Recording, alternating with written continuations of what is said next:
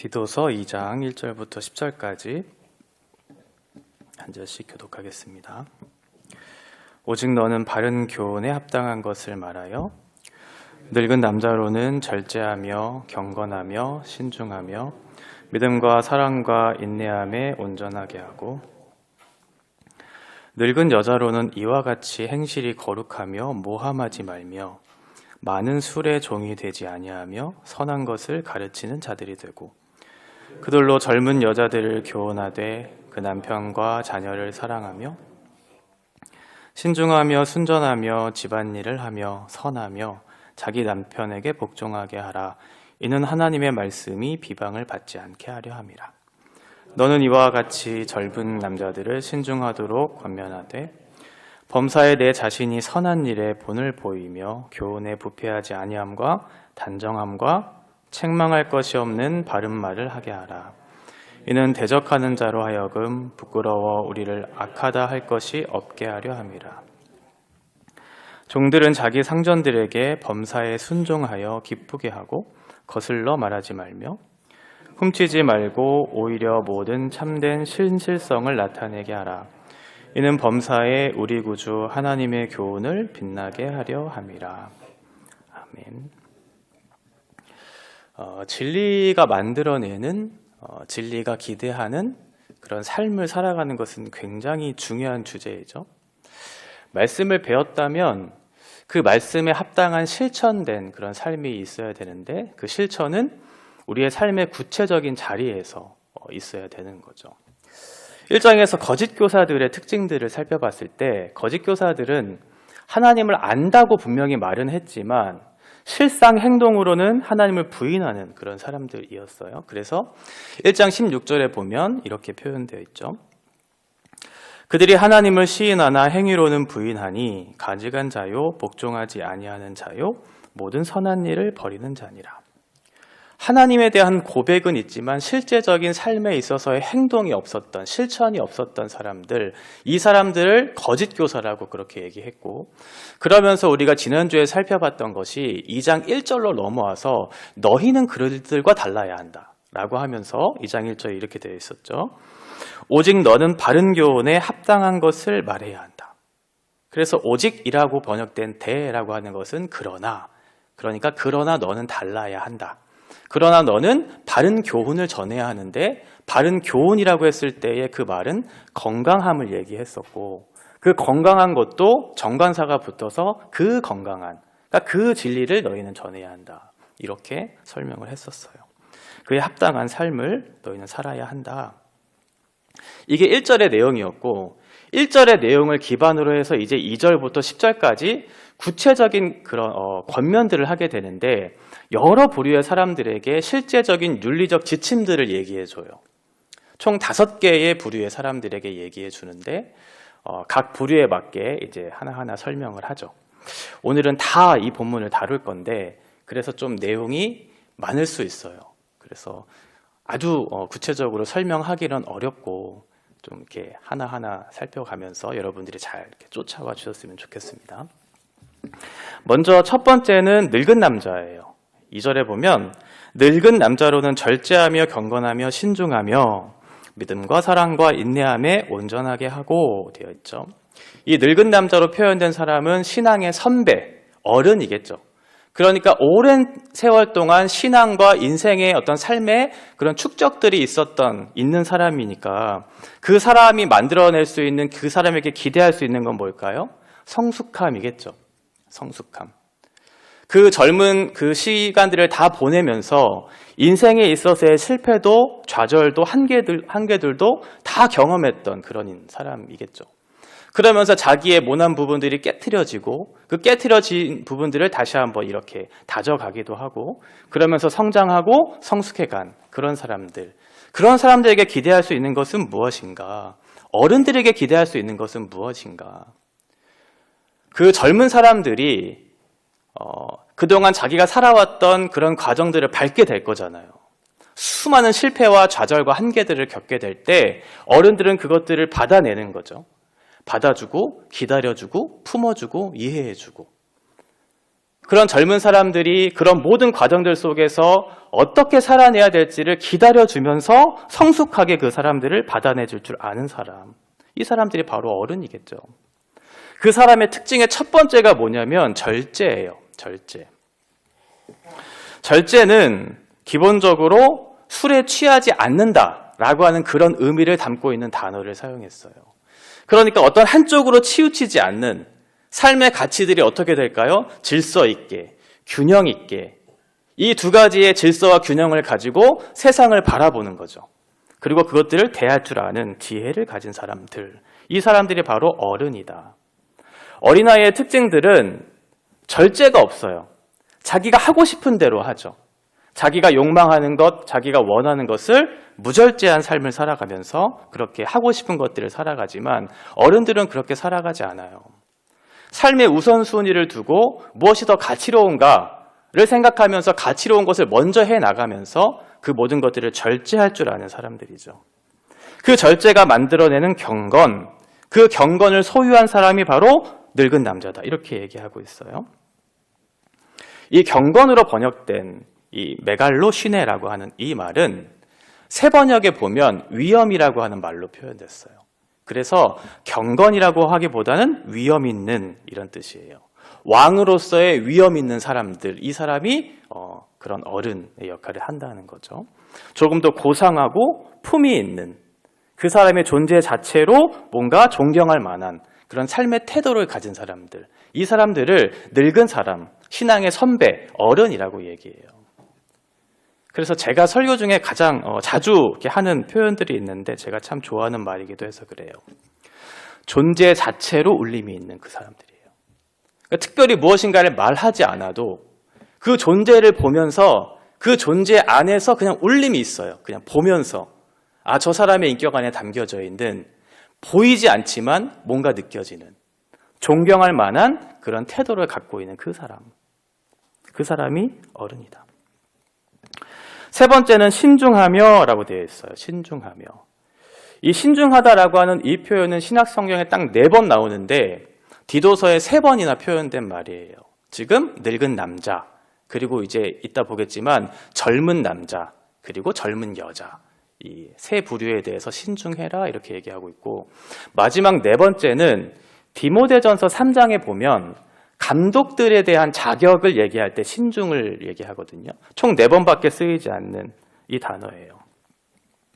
뭔가 욕망에 이끌려서 경솔하게 행동하는 것들, 이것들을 배제하고 바른 분별력을 가지고 바른 판단을 하고 그 판단에 근거해서 바르게 행동하는 이런 신중함이 그 사람들에게 묻어나는 거죠.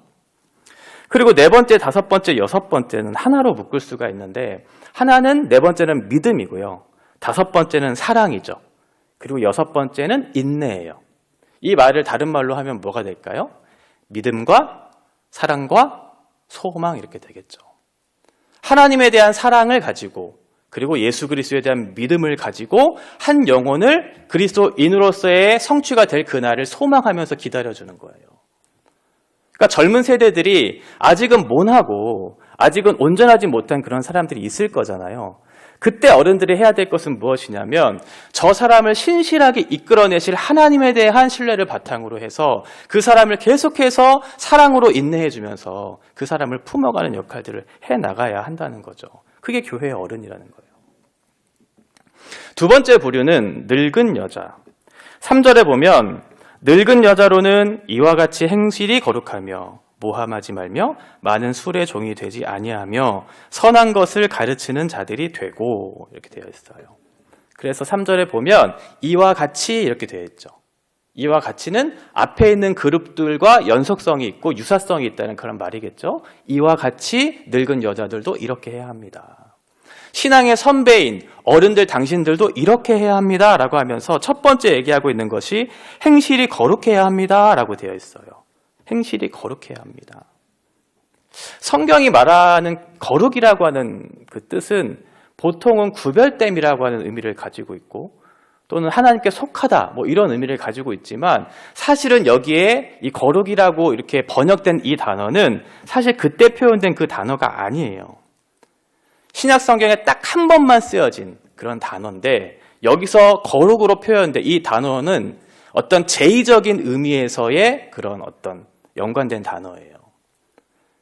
그러니까 제의적으로 제사를 지낼 때 제의적 의미에서 사용된, 그러니까 너희가 성직에 종사하는 사람답게 그리스도를 믿는 사람답게 너는 행동해라, 이런 의미를 담고 있겠죠.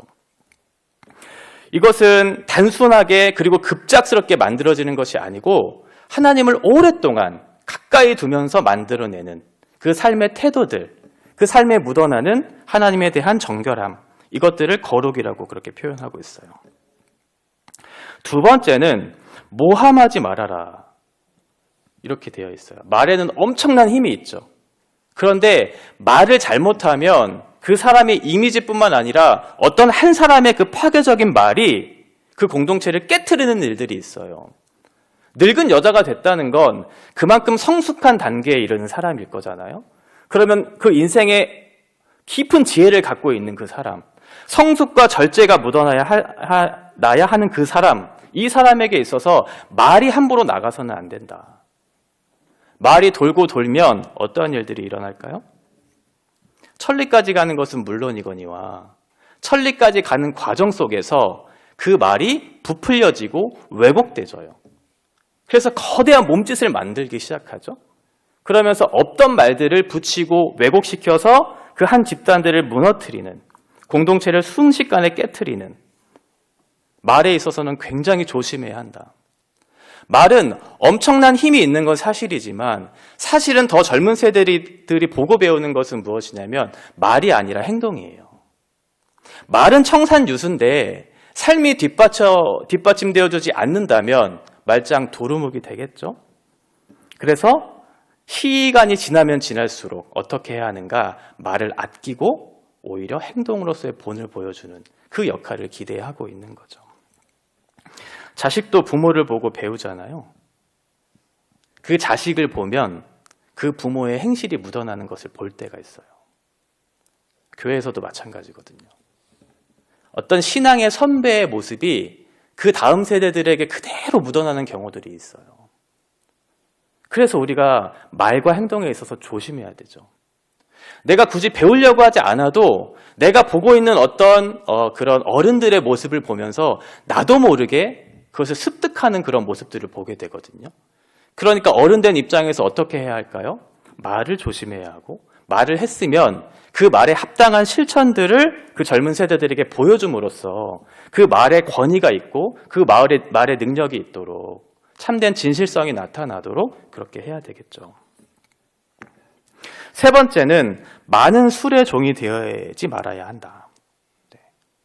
당시에 여인들에게 있어서는 굉장히 소외된 그런 사람들이었잖아요. 인생을 살고 나니까 어떤 허무함과 무기력함이 이 여인들을 지배했던 것 같아요.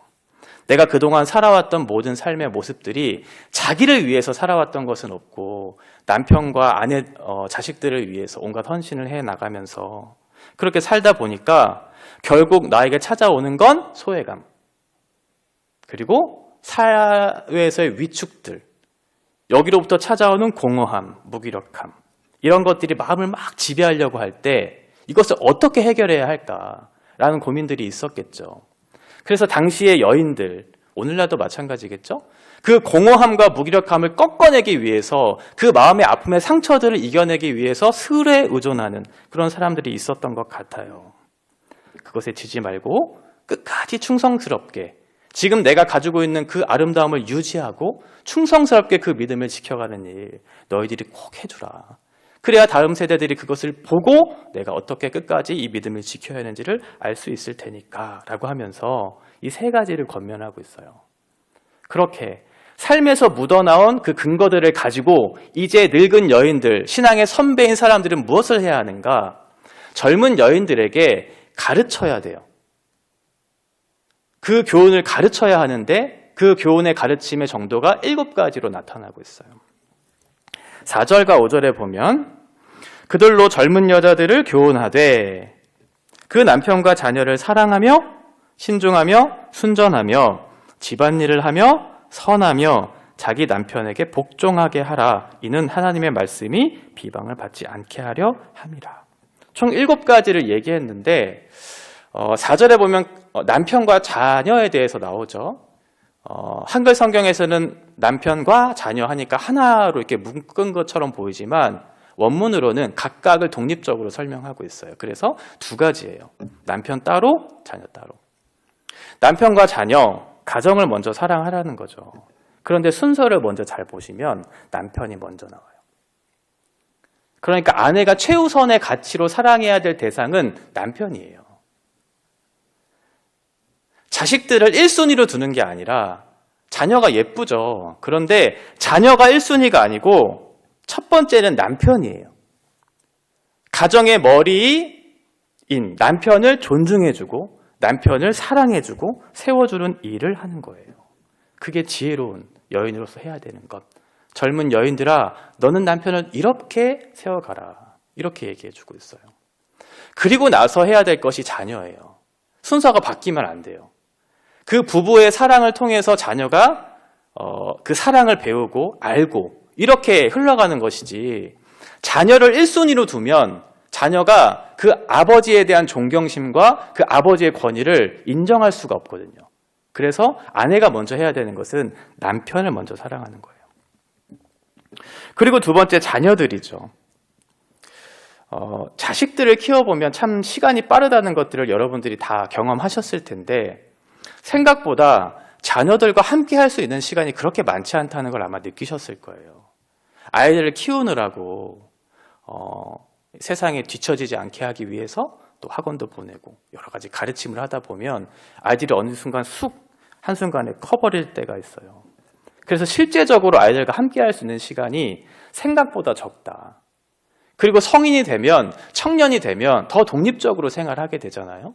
그래서 실제로 청년들이 부모님들과 같이 사는데도 불구하고 부모님들과 식사를 같이 하지 못할 정도로 서로 이렇게 관계가 없어지는 것들을 보게 되거든요. 자녀를 사랑해주는 역할을 해라. 아이들이 사랑받을 수 있는 그 시기, 사랑을 받고 자라야 할 그 시기, 그때 마음껏 사랑해주는 그 역할을 젊은 여인들아 해라. 이렇게 얘기하고 있어요.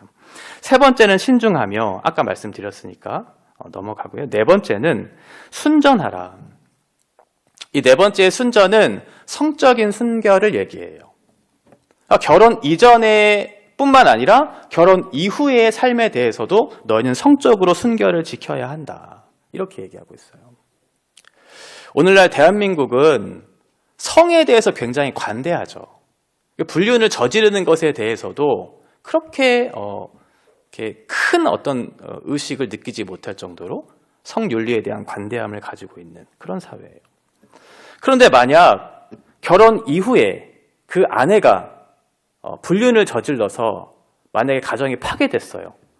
그 가정이 파괴되면 가장 큰 피해는 누가 받을까요? 자녀들이겠죠. 그 믿고 신뢰하고 의지했던 부모가 깨지는데, 그 깨지는 이유가 성적인 순결을 지키지 못함으로 인해서 가정이 파괴됐다면 그 아이는 무엇을 보고 배울 수 있을까? 성적인 순결을 지켜라. 우리로 한 몸으로 묶어주신 것을 알고 신실하게 서로 책임 있게 그 한 몸을 지켜가는 것, 이것이 하나님께서 우리에게 기대하시는 순전한 삶이라는 거죠. 5번째, 젊은 여자들이 해야 될 것은 집안일을 하며, 이 집안일을 하라니까 뭔가 좀 이렇게 부정적인, 기분 나쁜 그런 생각이 드실 수도 있는데, 이 말은 여자는 집에 머물러야 하고 직업을 가져서도 안 된다, 이런 의미가 아니에요. 이런 의미가 아니고 가정을 먼저 잘 읽어야 하는 책임이 있다는 것을 얘기하고 있죠. 우선순위의 문제라는 거예요. 그러니까 할 수만 있다면 무엇을 해야 하냐면 가정에 소홀하지 않도록, 가정에 소홀하면서까지 경제적인 활동을 해서는 안 된다는 것을 지금 얘기하고 있는 거예요. 이것은 비단 아내들에게만 해당되는 말은 아니겠죠. 가정에 소홀하면서까지 남편이 직장에 몰두하고 그 돈을 벌기 위해서 가정을 돌보지 못할 만큼의 그런 삶을 살고 있다면 그것은 잘못되었으니 바꾸어라. 이렇게 얘기하고 있는 거죠. 할 수만 있으면, 그래서 여러분들이 젊은 어떤 신혼부부들도 할 수만 있으면, 정말 어려우면 어쩔 수 없지만 할 수 있으면 자기의 자식은 자기가 키우는 게 맞아요. 할아버지 할머니에게 그것을 맡기지 말고 그 아이에게 필요한 건 뭐냐면 할아버지 할머니의 사랑이 필요한 게 아니에요. 부모의 사랑이 필요한 그 시기죠. 부모의 사랑, 부모가 사랑을 줄 수 있을 때, 아이가 그 사랑을 받을 수 있을 때 그 중요한 시기를 놓치지 말고 가정을 소홀히 하지 말고 가정의 최우선의 가치를 두고 가정을 돌보는 일, 그 일을 네가 해야 한다. 6번째는 선하다. 네. 가르쳐야 되는 선한 7가지를 얘기하고 있지만 7가지에 가르쳐야 하는 그 내용의 그것과 지금 6번째 얘기하는 선함은 의미는 같은데 단어는 달라요. 어쨌든 선한 것을 추구해야 한다. 어떤 주석서는 이것은 손님 대접을 잘해야 한다. 뭐 이렇게 표현하기도 하는데 저는 그렇게 동의가 되지는 않아서 그냥 선한 일을 해야 한다 정도로만 우리가 해석하면 좋겠어요. 마지막 7번째는 복종이에요. 복종. 아내가 남편에게 복종한다. 이 말은 강제적으로 어쩔 수 없이 내가 그 사람에게 복종해야 한다. 이런 의미가 아니에요. 하나님의 말씀을 깨달음으로 인해서 그것에 대한 반응으로서의 자발적 순종을 얘기해요. 종 부리듯 남편이 막 명령하듯이 강압적으로 이렇게 해서도 안 되고 더 열등하기 때문에 너는 그렇게 해야 되는 존재야 라고 그렇게 얘기하는 것이 아니라 하나님께서 주신 가정의 질서 안에서 이것을 행하라는 거죠. 남편이 가정의 머리잖아요. 근데 아내가 남편을 막 함부로 대해요. 그러면 자식들이 무엇을 보고 배울 수 있을까요? 아버지인데, 남편인데 아내가 막 남편에게 함부로 대해요.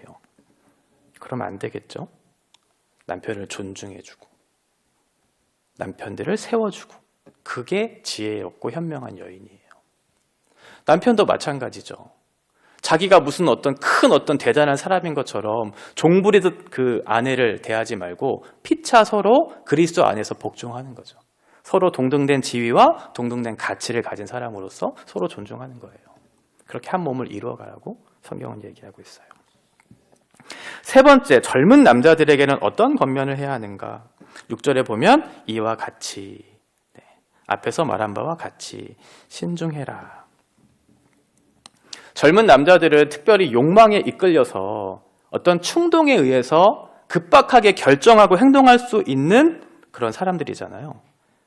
그렇게 하지 말고 어떤 결정이 있을 때 어떻게 해야 하냐면 바른 교훈을 근거로 해서, 그러니까 하나님의 말씀이겠죠.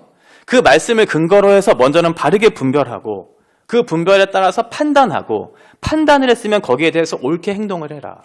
조금 더 신중하라는 거예요.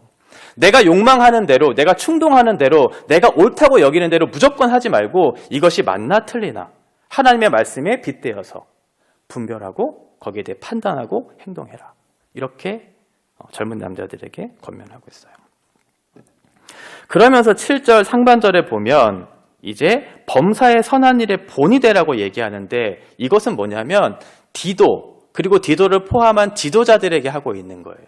그러니까 지도자들이 이 사람들을 가르쳐야 되잖아요. 가르쳐야 하는 그 사람에게 있어서 너희는 본이 되어야 한다. 이렇게 얘기하고 있어요. 그러니까 지도자들에게는 어떠한 그런 기준점들이 적용되고 있냐면 보다 더 높은 차원에서의 기준점을 얘기하고 있는 거죠. 우리는 다 연약하니까 다 똑같은 존재 인간들이니까 우리는 거기에 있어서 별로 다를 바 없이 살아도 됩니다. 이렇게 정당화해서는 안 된다는 거예요. 하나님께서 세우신 지도자는 좋은 본보기가 되어야 한다. 그래서 바울이 영적 아들인 디모데에게도 이렇게 권면했었어요. 누구든지 내 연소함을 업신여기지 못하게 하고 오직 말과 행실과 사랑과 믿음과 정절에 있어서 믿는 자에게 본이 돼요. 네.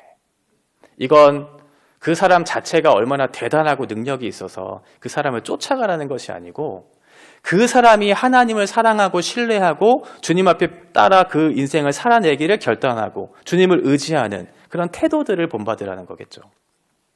고린도전서에서도 마찬가지로 비슷한 얘기를 해요. 이러한 일은 우리의 본보기가 되어 우리로 하여금 그들이 악을 즐겨한 것 같이 즐겨하는 자가 되지 않게 하려 함이라. 그래서 지도자들은 자기 마음대로 자기가 원하는 대로 살아서는 안 되는 굉장히 좀 피곤한 그런 역할을 감당해야 되는 사람이죠. 구체적으로 어떤 본을 보여야 하는가? 선한 일에 본을 보여야 한다. 이렇게 되어 있어요. 그러니까 지도자에게 있어서 본이 되어야 할 때 선한 일에 본이 되어야 한다. 어떤 악하고 게으른 것에 본이 되어서 저 지도자를 쫓아가도 되겠구나 이렇게 생각하게끔 하면 안 된다는 거예요. 우리의 말과 행동을 통해서 선한 것이 무엇인지를 바르게 드러날 수 있도록 그것을 쫓아가면 안전하겠구나라고 생각할 수 있을 정도로. 제가 청년 때 거의 지금 20년 가까이 지난 얘기인데 그때 농어촌으로 아울리치를 전도하러 가는 그런 일을 했던 적이 있어요. 그때 제가 청년 팀장이었고 이렇게 장년부와 함께 이렇게 청년부와 함께 이렇게 연합해서 전도하는 그런 모임이었어요. 그때 장년부 남자 대표님 팀장 맡으셨던 장로님과 그리고 여성 팀장을 맡았던 권사님 그리고 목회자 한 분 4명이서 저랑 4명이서 해서 한 2달을 같이 준비했던 적이 있었는데 그때 그 장로님이 저는 아직도 잊혀지지가 않아요. 그때 생각했어요. 교회의 장로는 저런 분이어야 하겠구나. 저런 분이 장로구나 라는 걸 생각했어요. 지금 거의 20년 지났거든요. 그런데 그분의 말투가 아직도 생생하게 기억이 나요. 말투, 그리고 목소리, 떨림, 그 행동, 표정, 그리고 기도했던 내용 이런 것들이 다 생생하게 기억이 나요. 불과 저는 2달 함께 했었거든요. 2달도 매주 토요일, 주일 이렇게밖에 안 모였었는데 그분의 그 모습을 보면서 신앙생활은 저렇게 하는 거구나. 저렇게 하면 되겠구나라는 것을 그때 깨달았고 아직도 그게 생생할 정도예요. 그러니까 우리가 그런 역할을 해줘야 되는 거죠. 우리 청년들에게, 우리 아이들에게 본이 되어줘야 한다. 기도는 이렇게 하는 것이고 하나님을 신뢰한다는 것은 이렇게 살아가는 것이고 말과 행동은 어떻게 해야 되는 것이다. 이런 것들이 우리의 삶을 통해 묻어날 수 있도록 본을 보여줘야 한다. 이게 첫 번째 권면이에요. 두 번째는 가르치는 일에도 본을 보여줘야 한다. 행동뿐만 아니라 가르치는 일에 있어서도 본을 보여줘야 한대요. 7절 하반절과 8절 상반절에 보면 교훈에 부패하지 아니함과 이게 첫 번째고 단정함과 책망할 것이 없는 바른 말을 하게 하라. 그러니까 가르쳐야 할 교훈에는 3가지 특징이 나타나고 있는 거죠. 첫 번째는 교훈이 부패하지 않아야 된다. 이렇게 얘기하고 있어요. 이것은 동기에 있어서 순수해야 된다는 거예요. 그러니까 내가 무엇을 가르쳤을 때 부패한 것을 가르치는 것이 아니고 깨끗한 것을 가르치는데 그 동기에 있어서도 순수해야 한다. 그 가르침을 통해서 그 사람이 영적으로 회복되기를 그리고 그것을 통해서 그 사람이 하나님께 영광을 돌리기를 이러한 순수한 동기를 가지고 그것을 가르쳐야 하는 거죠. 자기의 어떤 업적을 드러내거나 자기의 어떤 대단함을 나타내기 위한 목적으로 가르치는 것이 아니고 그 영혼을 위한 순수한 동기를 가지고 바른 말씀을 가르쳐야 하는 거예요. 두 번째는 단정해야 한다. 이 단정한다는 것은 태도에 있어서 진정성이 있어야 된다는 거예요. 말씀을 가르치는데 가볍게 가르치지 말라는 거예요. 내가 전하는 그 복음의 내용이 가볍지 않다는 것을 두렵고 떨림으로 경건한 모양으로 그 내용을 전해야 하는 거죠. 무게감이 있어야 돼요. 내가 복음의 생명을 전하는데 아주 가벼운 말로 가벼운 태도로 그것을 전하면 그 사람이 어떻게 받아들일까요? 전혀 진지하지 않게 얘기한다면 가볍게 받아들이겠죠. 그렇게 하지 말고 태도에 있어서 진정성을 가져라. 그래서 리처드 백스터라고 하는 사람은 여기에 대해서 이렇게 얘기해요. 무엇을 하든지 사람들로 하여금 당신이 진지하다는 것을 느끼게 하라. 단지 그들과 가볍게 농담하는 태도로는 그들의 마음을 깨트릴 수 없다. 내가 지금 너에게 얘기하려고 하는 건 가벼운 거 아니야. 나는 생명의 복음을 전하려고 가르치려고 하고 있어. 이렇게 진지한 마음으로 때로는 무게감 있게 그 얘기를 가르쳐야 할 수 있는 거죠. 세 번째는 책망할 것이 없어야 한다. 이건 내용에 있어서 순전한 진리가 전해져야 한다는 거예요. 자기가 전하는 내용 자체가 틀려서도 안 되고 부패해서도 안 돼요. 바른 순전한 진리, 어떤 것이 불순물이 섞여들이지 않는 깨끗한 진리의 말씀, 그 생명의 복음이 나누어지고 전해져야 한다. 이렇게 이 3가지의 특징을 가지고 가르쳐야 하는 거죠. 동기에 있어서는 순수해야 하고 태도에 있어서는 진지해야 하고 그 내용에 있어서는 순전함을 가지고 그 복음의 내용을 가르쳐라. 그렇게 바른 교훈을 전하고 그에 합당한 본을 보여야 하는 이유가 무엇인가? 8절. 이는 대적하는 자로 하여금 부끄러워 우리를 악하다 할 것이 없게 하려 함이라. 우리가 원하든 원하지 않든지 세상은 우리를 주목하게 되어 있어요. 어떻게 해서든지 세상은 우리를 주목해요. 우리가 외모가 잘나서도 아니고 세상적인 어떤 위치에 높이 있기 때문도 아니고 우리가 살아가는 삶의 방식이 그들과 다르기 때문에 사람들은 우리를 주목할 수밖에 없어요. 그때 우리는 무엇을 해야 되는가? 우리의 삶을 통해서 우리의 가르침을 통해서 그들에게 바른 교훈을 가르쳐 줘야 돼요. 바른 교훈을 가르쳐 줄 뿐만 아니라 그들이 우리의 삶을 본받도록 돌아오도록 하는 역할을 감당해야 한다. 우리가 살아가는 모습을 통해서 정말 진리가 무엇인지를 깨닫게 하고 우리가 살아가는 모습을 통해서 정말 하나님께로 돌아오는 것이 얼마나 큰 행복이고 가치 있는 일인지를 우리를 통해서 보여주는 역할을 하는 거죠. 이것이 우리가 해야 되는 역할이에요. 마지막 9절과 10절 종들이에요. 당시 로마 사회의 경제와 무역을 담당했던 사람들이 바로 종들이거든요. 그러니까 어떤 경제적인 활동들을 했던 사람들을 종들이라고 얘기해요. 그러면 오늘날로 치면 누가 될까요? 고용인들이 고용하는 피고용인들. 그러니까 여러분들이 이제 직장 생활을 했을 때 그때 우리의 역할은 어떻게 해야 되는가 이렇게 생각하면 좀 쉬울 것 같아요. 종들은 자기 상전들에게 범사에 순종하여 기쁘게 하고 거슬러 말하지 말며 훔치지 말고 오히려 모든 참된 신실성을 나타내게 하라. 총 4가지를 얘기해요. 첫 번째는 순종하여 기쁘게 하라. 네. 이것은 그 사람에게 순종하고 그 사람을 기쁘게 하기 위한 목적 자체가 아니고요. 하나님께서 보내시고 하나님께서 만나게 하셔서 그 속에서 사명을 이루어 가시도록 허락하신 그 자리에서 하나님께 순종하고 하나님을 기쁘게 하는 태도로 그것을 하는 거예요. 네. 어떤 한 사람에 대해 뭔가를 잘 보이기 위해서 그 사람에게 능력을 뭔가 확증받기 위해서 하는 것이 아니고 하나님께서 보내신 자리에서 하나님을 기쁘시게 하기 위해서 그렇게 하는 거죠. 두 번째는 거슬러 말하지 말라. 거슬러 말하지 말라. 쉽게 얘기하면 뒤에서 딴짓하지 말라는 거예요. 앞에서는 그럴듯하게 말하고 뒤에서는 딴 얘기하면서 그렇게 하지 말아라. 이건 하나님 앞에서의 태도가 아니죠. 눈에 드러나는 일 앞에서는 성실하게 그렇게 하는 척하고 누가 안 볼 때는 대충 하는 그게 아니고요. 하나님 앞에서의 일체의 성실과 진실함을 가지고 자기에게 맡겨진 일들을 하나하나 감당하는 거예요. 누가 보든지 보지 않든지 사람 앞에서가 아니라 하나님 앞에서의 일체의 성실함과 진실함을 가지고 그 일을 감당하는 것. 세 번째는 훔치지 말라. 당연하죠. 내 소유가 아니니까요.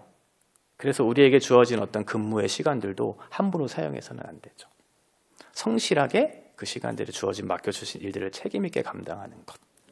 네 번째는 참된 신실함을 나타내라. 신실함으로 번역된 이 말은 우리가 잘 알고 있는 것처럼 믿음직스러운, 믿을만한 사람이 되어라.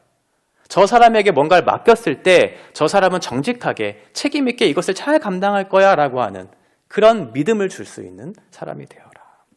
우리가 이렇게 살면 어떤 일이 일어나는가? 10절 하반절에 보면 이는 범사의 우리 구주 하나님의 교훈을 빛나게 하려 함이라. 우리가 이렇게 살게 되면 두 가지가 일어나는데 하나는 우리 구주 예수 그리스도가 빛나게 돼요. 내가 믿는 예수 그리스도가 그들로 하여금 밝히 빛나는 역할들을 하게 한다는 거예요. 뿐만 아니라 내가 말하고 있는 그 교훈, 그 진리의 말씀을 밝히 드러내는 그런 일들을 하게 된다. 세상은 권력이 있고 지위가 있는 사람들을 통해서 무엇인가를 세상을 바꿔낸다고 생각하지만 성경은 그렇게 얘기하지 않아요. 우리와 같이 아무도 기대하지 않고 아무도 소망하지 않는 그 사람들을 통해서 이 일을 감당하게 하시는 것이죠. 그래서 성경은 우리에게 이렇게 얘기해요. 너희는 세상의 빛이라고. 세상은 우리를 인정하지 않지만 성경은 우리를 그렇게 인정해요. 마태복음 5장 14절. 너희는 세상의 빛이라.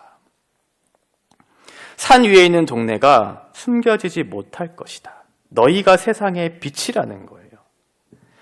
세상은 어둠이고 너희는 빛이라는 거예요. 너희가 어둠 속에 무엇이 있는지를 드러내 보여주는 역할을 한다는 거죠. 너희가 빛이라고 얘기하고 있어요. 그러면서 누구에게 그 빛을 비추어야 하는가? 마태복음 4장 16절. 흑암에 앉은 백성이 큰 빛을 보았고 사망의 땅과 그늘에 앉은 자들에게 빛이 빛이었도다 하였느니라.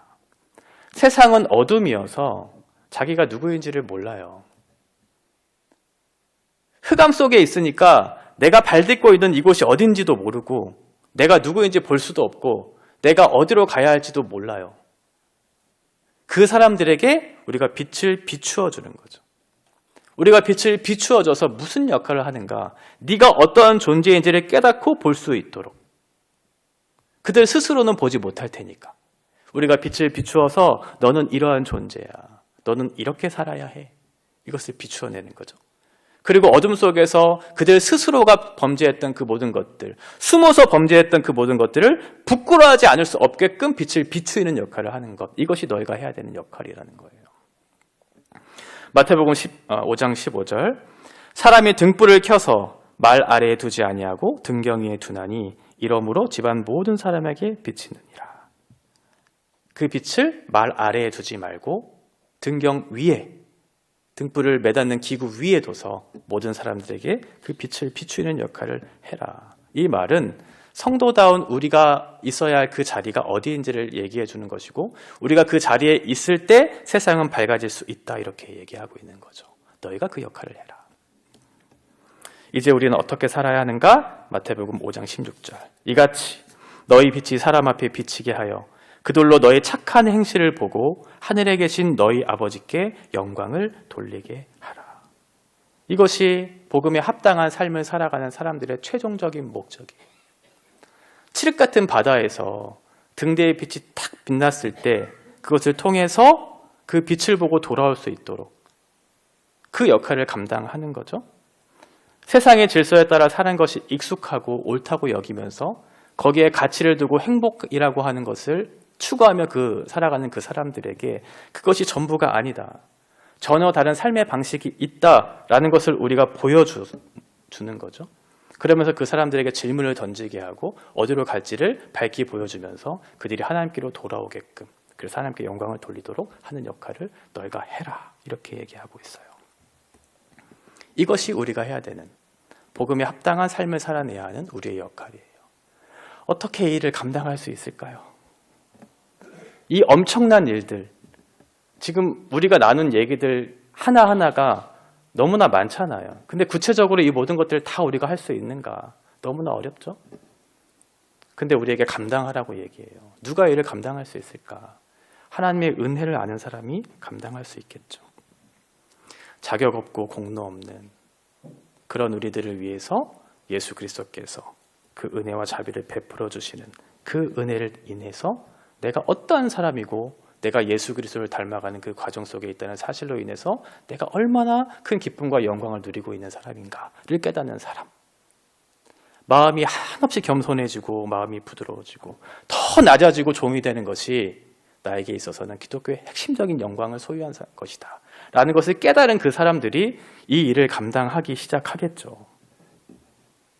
이것을 아는 사람들, 그 은혜를 아는 사람들, 그 사람들만이 일을 할 수 있고 이것이 나의 가장 영광스러운 일이며 기독교가 나에게 주고자 하는 핵심적인 그 은혜다라는 것을 고백할 수 있는 사람들만이 이 복음에 합당한 삶을 살아갈 수 있을 거예요.